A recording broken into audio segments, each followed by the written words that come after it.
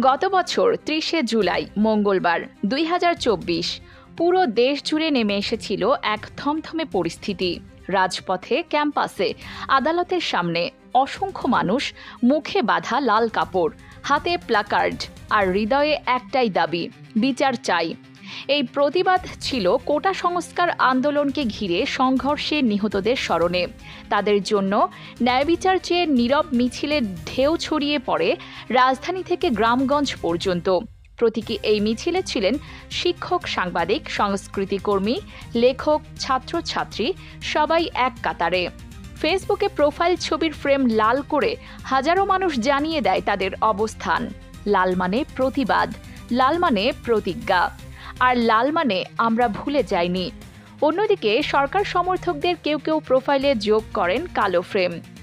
প্রতীকী সেই কালো আর লাল যেন তখন রক্ত মাটির দ্বন্দ্বে পরিণত হয়। এই দিন বৈষম্য বিরোধী ছাত্র আন্দোলন ঘোষণা দেয় মার্চ ফর জাস্টিস কর্মসূচির ৯ দফা দাবিতে দেশের প্রতিটি আদালত, ক্যাম্পাস এবং রাজপথে একযোগে আন্দোলনের ডাক দেওয়া হয়।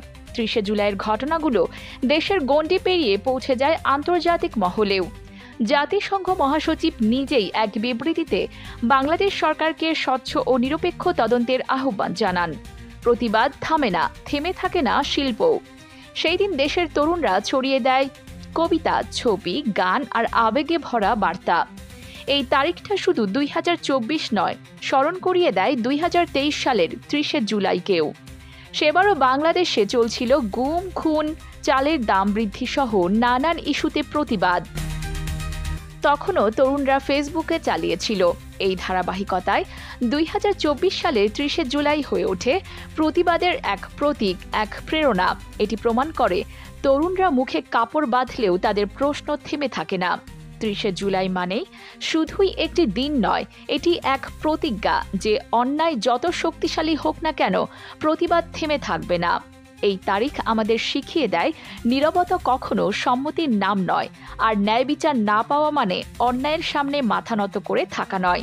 ৩০শে জুলাই ২০২৪ একটি দিন, একটি বার্তা, আমরা ভুলে যাইনি, আমরা থেমে যাইনি। Sharmin, July desk, zero TV.